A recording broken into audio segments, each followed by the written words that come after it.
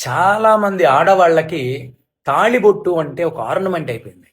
రాత్రి తీసి పక్కన పెట్టుకోవడం, ఉదయాన్నే వేసుకోవడం, లేకపోతే సంక్రాంతికో, దీపావళికో, ఫెస్టివల్స్ అప్పుడు ధరించడం అదొక ఆర్నమెంట్ అయిపోయింది.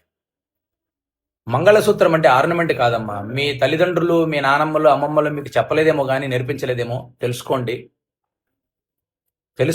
మంగళసూత్రం అంటే ఆర్నమెంట్ కాదు, అది 24/7 ధరించాలి. స్త్రీకి సౌభాగ్యం భగవంతుడిచ్చిన వరం అండి అవి. ఒక వివాహమైన స్త్రీకి భగవంతుడిచ్చిన వరం. మంగళసూత్రము, నల్లపూసలు, పాపటి దగ్గర కుంకుమ ధరించడము, గాజులు, గజ్జెలు, పాదాలకి మెట్టెలు, ఇవన్నీ కూడా స్త్రీకి భగవంతుడిచ్చిన వరం. సౌభాగ్యాన్ని చేకూరుస్తుంది. లక్ష్మీ కటాక్షం ఇవన్నీ. మాకు ఐశ్వర్యంగా కావాలి, ఉద్యోగంలో అభివృద్ధిలోకి రావాలి, విల్లాలు కొనుక్కోవాలి, బాగా డబ్బు, ధనకనక వస్తు వాహనాలు రావాలని ఆయజ్ఞాగాలు, ఆహోమాలు, హోమాలు చేస్తుంటారు చాలామంది. ఆ చేసినంతసేపు వేసుకుంటుంటారు, మిగతా టైంలో పక్కన పడేస్తారు. అటువంటి మహిళలందరికీ చెప్తున్నాను, తెలుసుకోండి. స్త్రీకి భగవంతుడిచ్చిన వరం సౌభాగ్యం.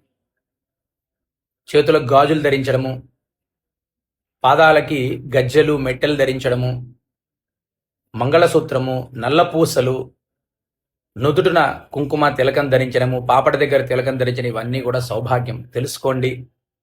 పెద్దవాళ్ళు ఒకవేళ మీ పిల్లలు ఇలా ఫాలో కాకపోతే, రాంగ్ ట్రాక్ పడితే వాళ్ళకి తెలియజేయండి.